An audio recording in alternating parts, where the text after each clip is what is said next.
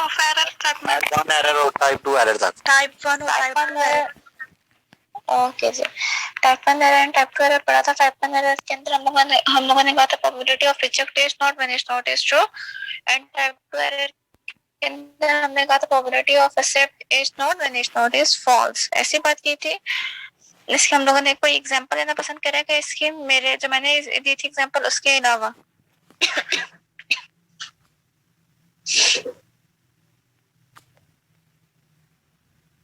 जी class, मैंने एक example दी थी कल, उसके अलावा कोई और एग्जांपल हो आपके पास करें? जी किरण बच्चे बोले। मैम अगर हमारे पास 2 पेन पड़े हो लेकिन हम पेपर पे जा रहे हो तो हम एक उसमें से उठा लें और वहां जाके हम देखें कि दूसरे वाला ठीक था लेकिन जो हम ले गए ना वो गलत था,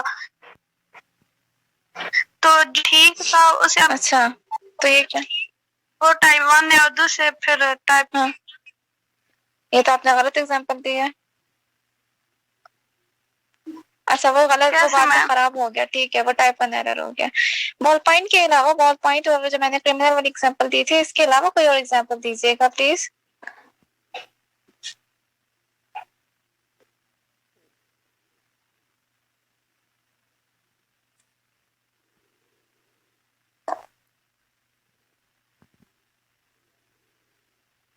जी क्लास, मैं आपसे बात कर रही हूँ, किरण बोले।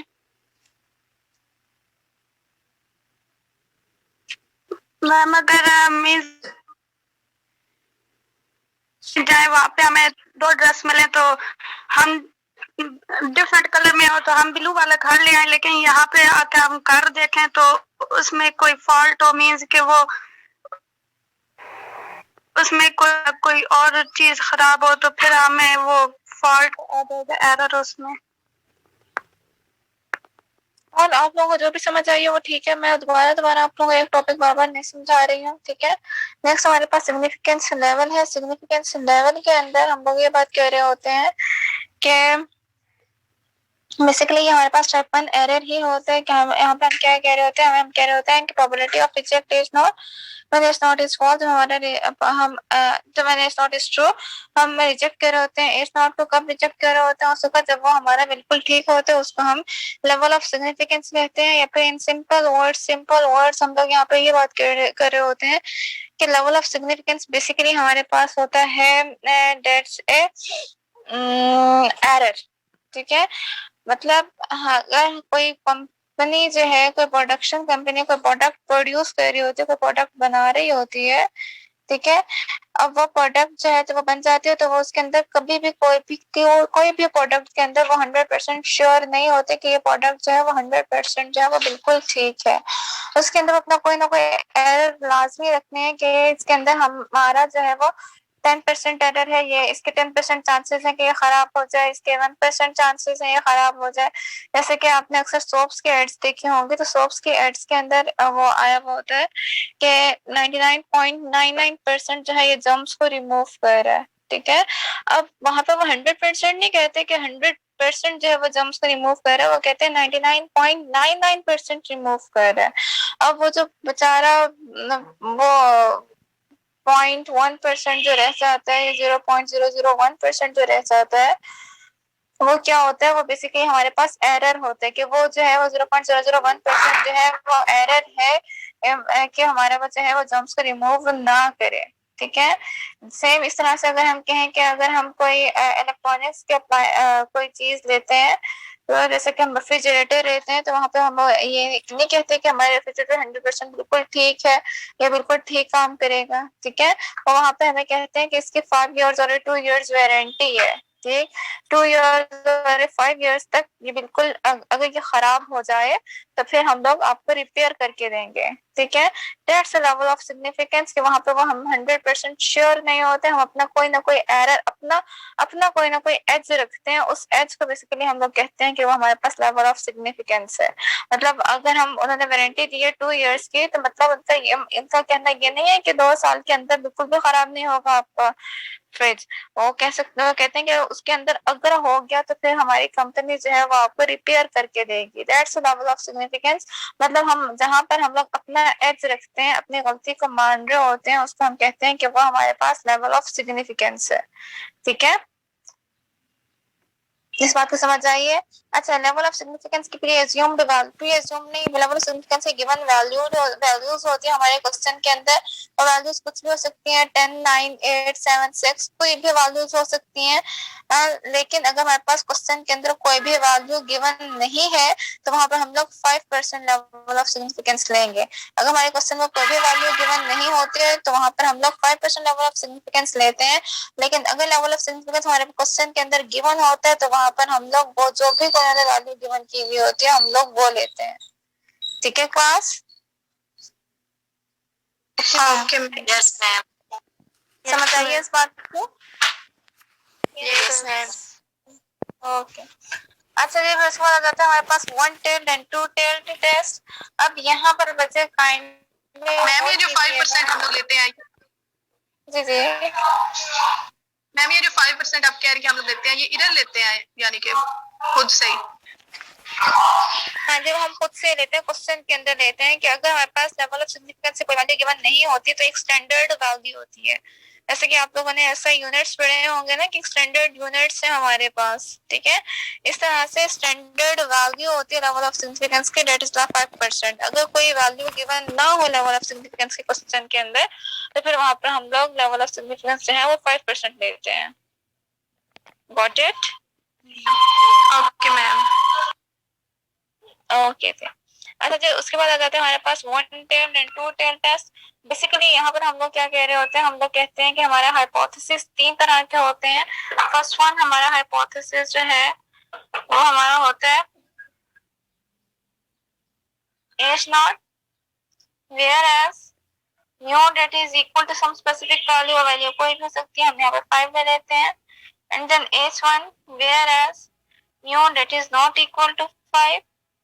ठीक है, अब 3 तरह के हाइपोथेसिस होते हैं। अगर इस तरह का फर्स्ट करें, अगर फर्स्ट वन ये हाइपोथेसिस आ रहा है तो इसमें वो हमें क्या बात बता रहा है, वो हमें ये बात बता रहा है, आपने इस बात, सबसे पहले तो आपने इस बात पर फोकस करना है कि हमारा जो, अगर नल हाइपोथेसिस की डेफिनेशन की तरफ जाएं तो नल हाइपोथेसिस की डेफिनेशन है वो हमें क्या कहती है कि हम नल हाइपोथेसिस वो हाइपोथेसिस है जो होता है बिल्कुल ठीक है लेकिन हम लोग उसको पॉसिबल रिजेक्शन के लिए रखते हैं, that's called a null hypothesis.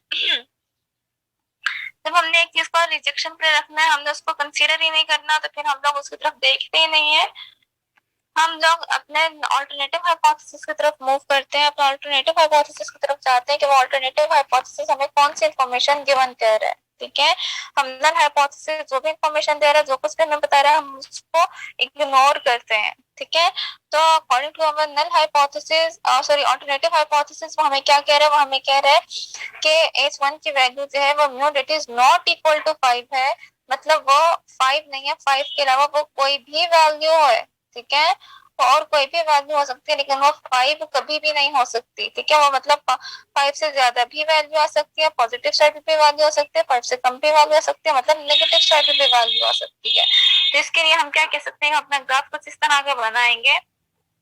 ठीक, अब इसमें क्या है कि वो कह रहे हैं कि हमारी जो वैल्यूज है वो 5 से अबव भी आ सकती है, मतलब पॉजिटिव साइड पे भी आ सकती हैं, एंड देन 5 से बिलो भी आ सकती हैं, मतलब नेगेटिव साइड पे भी आ सकती हैं। तो इस तरह यहाँ पे क्या होगी कि हमारे रिजेक्शन रीजन दोनों साइड पे अक्कर कर रहे हैं, on right side as well as on the left side. ठीक है, अब ये क्या हो गया, ये हमारे रिजेक्शन रीजन अक्कर करके, जहां पर हमारे रिजेक्शन रीजन हमारे दोनों साइड्स पे अक्कर करेंगे, पॉजिटिव साइड पे और नेगेटिव साइड पे, उसको हम कहेंगे कि वो हमारे पास क्या है, वो टू टेल्ड टेस्ट है। ठीक है, ये दो रिजेक्शन, जो स्टेडिड एरियाज वाले हैं ये रिजेक्शन रीजन है, एंड देन जो सिंपल एरिया है दैट्स योर एक्सेप्टेंस रीजन। जहां पर हमारा हाइपोथेसिस हमें कैसे पता चलेगा वन टेल्ड है या टू टेल्ड है, वो हमारे H1 से पता चलेगा। H1 बेसिकली बताएगा कि हमारा हाइपोथेसिस वन टेल्ड है या फिर टू टेल्ड है। ठीक है, टू टेल्ड कैसे पता चलेगा कि हमारे वहां पे नॉट इक्वल का साइन आएगा। नॉट इक्वल का साइन मतलब हमें क्या बता रहा है कि हमारी जो वैल्यू है वो हमारे पॉजिटिव साइड के ऊपर भी अक्कर कर सकती है और वो हमारे नेगेटिव साइड के ऊपर भी अक्कर कर सकती है। जब हमारे पॉजिटिव साइड नेगेटिव साइड दोनों साइड के ऊपर अक्कर कर सकती है तो मतलब हमारा जो रिजेक्शन रीजन है वो हमारा दोनों साइड से बनेगा, पॉजिटिव साइड पे भी और नेगेटिव साइड पे भी। इसे हम कहते हैं कि हमारा टू टेल्ड टेस्ट है। समझ आइए इस बात की? Yes ma'am. अच्छा जी, फिर उसके बाद हम कहते हैं कि अगर हमारा हाइपोथेसिस कुछ इस तरह से हो जाए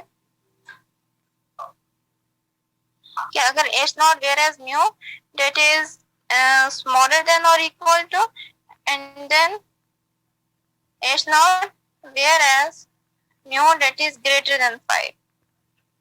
ठीक है, अगर इस तरह का हमारा हाइपोथेसिस हो जाए जिसमें क्या होगा, अगर हमने एच नॉट को बिल्कुल इग्नोर करना है, हमने एच नॉट की वैल्यू की तरफ देखना ही नहीं है, हम एच वन की वैल्यू देखेंगे तो एच वन की वैल्यू हमें क्या बता रही है कि mu date is greater than 5, तो इसका हमारे पास क्या बनेगा कि हमारा जो क्रिटिकल रीजन जो हमारे टेल है वो पॉजिटिव साइड पे बनेगा, मतलब हमारा रिजेक्शन रीजन है वो हमारा पॉजिटिव साइड पे बनेगा। इसको हम कहेंगे कि ये हमारे पास वन टेल्ड हाइपोथेसिस है। समझ आई ये बात की बच्चों? मैम ये दोबारा बता दें। बच्चे नल हाइपोथेसिस को हम कंसीडर नहीं करते, वो हमें जो भी इंफॉर्मेशन प्रोवाइड करे उस तरफ हमें नहीं देखना, हम लोगों ने ऑल्टरनेटिव हाइपोथेसिस की तरफ देखना कि ऑल्टरनेटिव हाइपोथेसिस हमें कौन सी इंफॉर्मेशन गिवन कर रहा है। अब ऑल्टरनेटिव हाइपोथेसिस हमें क्या कह रहा है कि H1 whereas mu that is greater than 5, कि mu जो है वो हमारा क्या है, वो greater than 5 है, मतलब mu की जो वैल्यू है वो 5 से अबव है। अब यहाँ पर हम क्या कहेंगे कि हमारा जो रिजेक्शन रीजन है वो हमारा पॉजिटिव साइड के ऊपर अकर कर रहा है। ठीक है, तो हमारा पॉजिटिव साइड कौन से बनती है, अगर हम देखें वो यहाँ पर अकर करेगा, इसे हम कहते हैं कि हमारे पास वन टेल्ड टेस्ट है।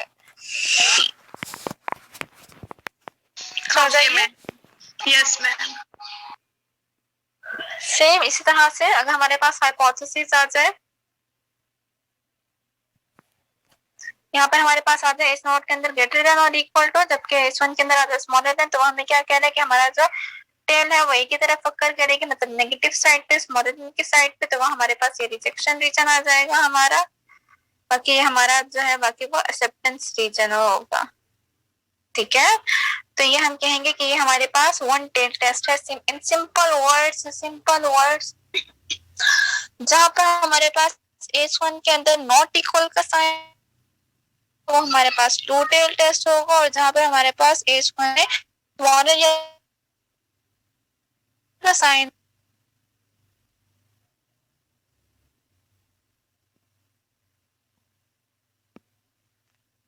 आवाज नहीं आ रही है मैम, आवाज नहीं आ रही।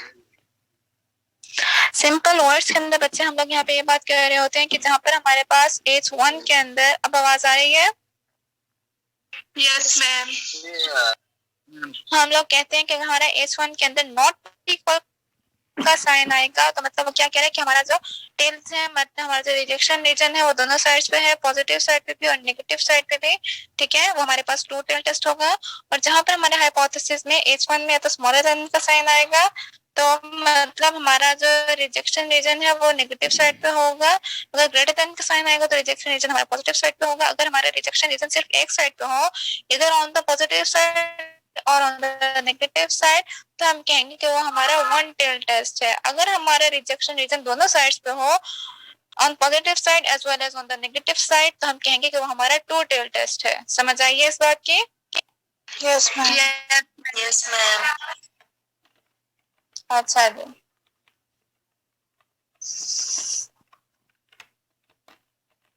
देन फिर उसके बाद हमारे पास आ जाता है यहाँ पर this one, general procedure for testing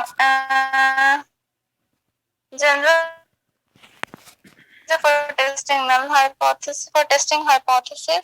first one step होता है बच्चे, काइंडली अगर आप लोग बॉल पॉइंट और पेंसिल सॉरी कॉपी पेंसिल लेके बैठते हो, कोई रजिस्टर वगैरह लेके बैठते हो? जी बच्चे, मैं आप लोगों से बात कर रही हूँ। Yes ma'am. यस मैम अच्छा जी, तो इन पे kindly general procedure for testing hypothesis में काइंडली नंबर वन स्टेप के अंदर लिखे फॉर्मुलेशन ऑफ हाइपोथेसिस।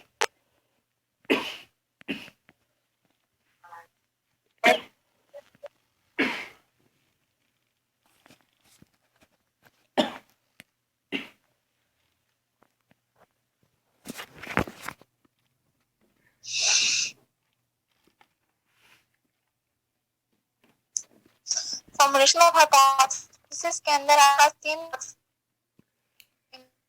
जो मैंने लिखे हैं, एक इक्वल नॉट इक्वल, मतलब एज नॉट के अंदर इक्वल आ जाएगा, के अंदर नॉट इक्वल आ जाएगा, स्मॉलर देन और equal to and then greater than, and then फिर थर्ड वन आ जाएगा ग्रेटर देन और इक्वल टू एंड देन फिर स्मॉलर देन। ये 3 तरह के हाइपोथेसिस अपने फॉर्मुलेशन ऑफ हाइपोथेसिस में लिखने हैं। ठीक है, समझ आइए बच्चे बात की? मैम दोबारा बता दें। फॉर्मुलेशन ऑफ हाइपोथेसिस के अंदर हमारे पास 3 तरह के हाइपोथेसिस बनेंगे। या तो हमारे पास होगा इक्वल नॉट इक्वल के साइन के साथ, या फिर स्मॉलर देन और equal to and then greater than के साइन के साथ, या फिर ग्रेटर देन और equal to and then smaller than के साइन के साथ। ये तीनों तरह के हाइपोथेसिस हमारे पास बन सकते हैं। एट ए टाइम हमारे पास 3 तरह के हाइपोथेसिस नहीं बन एट ए टाइम हमारे पास 3 तरह के हाइपोथेसिस नहीं बनेंगे। According to terms and condition हमारे पास एक तरह का ही हाइपोथेसिस बनेगा। ठीक है, yes ma'am.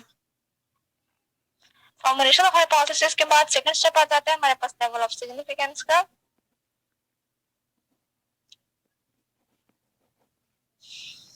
Level of significance के अंदर बच्चे हम लोग कह रहे होते हैं कि यहाँ पर हमारा जो भी लेवल ऑफ सिग्निफिकेंस क्वेश्चन के अंदर गिवन होता है हम वो लिखते हैं। 10%, 1%, 5%, 8% कोई भी हो सकता है।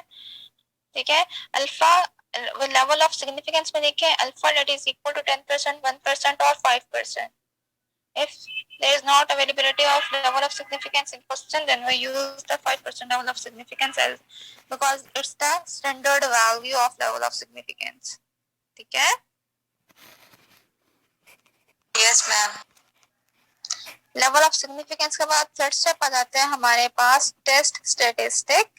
टेस्ट स्टैटिस्टिक के अंदर बेसिकली हम लोग जो है वो फॉर्मूला लिखते हैं। टेस्ट स्टैटिस्टिक लिखे थर्ड स्टेप के अंदर, एंड देन उसमें लिखे फार्मूला। हम आगे फार्मूला पढ़ेंगे नेक्स्ट लेक्चर के अंदर इंशाल्लाह। तो अब वहाँ पे हम देखेंगे कि हमारे according to terms and condition कौन सा फार्मूला अप्लाई होगा, तो वहाँ पे हम लोग वो फार्मूला लिखा करेंगे, वो फार्मूला अप्लाई करेंगे। ठीक है, then the fourth step is your critical region, CRITICAL, critical region fourth step होगा हमारे पास।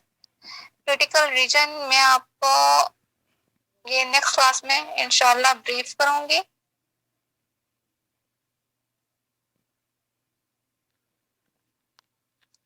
ठीक है, देन उसके बाद आ जाएगा हमारे पास कैलकुलेशन। फिफ्थ स्टेप में हम कहते हैं कि हमारा कैलकुलेशन वाला स्टेप है फिफ्थ स्टेप। कैलकुलेशन के अंदर हम अपने फार्मूला के अंदर वैल्यूज पुट करेंगे, एंड देन वहां से कोई ना कोई आंसर लेंगे, और जो वो आंसर आएगा बच्चों उसको हम कैलकुलेटेड वैल्यू बोलेंगे। ठीक है, हम फार्मूला के अंदर जो भी वैल्यू पुट करेंगे वहां से जो भी आंसर आएगा उसको हम कैलकुलेटेड वैल्यू बोलेंगे, क्योंकि वो कैलकुलेशन के स्टेप में से हमें फाइंड आउट होगी। ठीक है, फिफ्थ स्टेप आपका कैलकुलेशन है, एंड द सिक्स्थ वन और the last one step is your conclusion. मतलब वहां पे हम लोग डिक्लेयर करेंगे कि हम लोगों ने अपना हाइपोथेसिस एक्सेप्ट किया है या फिर हम लोगों ने अपना हाइपोथेसिस जो है वो रिजेक्ट किया है। ठीक है, yes ma'am. Yes ma'am. Yes ma'am. Ma'am 6 step दोबारा ये बात के कंक्लूजन के अंदर बेसिकली बच्चे हम लोग डिक्लेयर करेंगे कि हमारा जो हाइपोथेसिस है वो रिजेक्ट। ठीक है, ओके मैम। आज के लेक्चर में कोई इश्यू कोई प्रॉब्लम, मैंने लेक्चर इस तरह से जल्दी से वाइंड अप किया और जल्दी से इसे स्टार्ट किया था क्योंकि आज जुमा है। मुझे पता है आप लोगों ने तैयारी करनी होगी जुमा की। अगर आप लोग सेटिस्फाइड नहीं हुए तो मैं दोबारा से रिपीट कर दूंगी। अगर आपको कोई प्रॉब्लम है तो मैं क्रिटिकल रीजन आज ही आपको एक्सप्लेन कर देती हूँ। लेवल ऑफ सिग्निफिकेंस की बात कर रहे हैं। जी बच्चे बताइएगा। Level of significance level of significance basically हमारे पास टाइप 1 एरर होता है। यहाँ पर हम लोग इसको ये भी कहते हैं कि ये हमारे पास एरर होता है।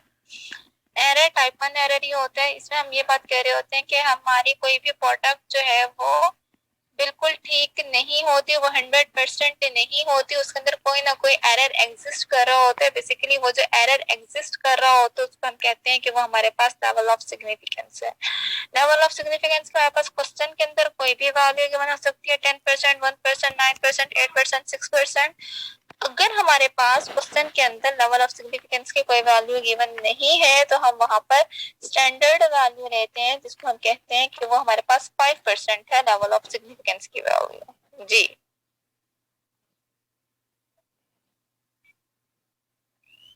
मैम ये जो आप डेफिनेशंस करवा रही हैं बस यही करनी है बुक से, तो मतलब जो हाईलाइट आपने किया हुआ है ये बच्चे सिर्फ वही करनी है। Okay ma'am. ओके, और कोई प्रॉब्लम हो आपके साथ, मतलब सॉरी कोई लेक्चर में वो प्रॉब्लम ना आई हो वो बता दीजिए। कोई इशू हो लेक्चर के अंदर आपको? No No, ma'am. No, ma'am. कोई इशू नहीं है? No, ठीक है, तो इंशाल्लाह हम नेक्स्ट क्लास के अंदर बाकी पढ़ लेंगे। ठीक है ओके मैम।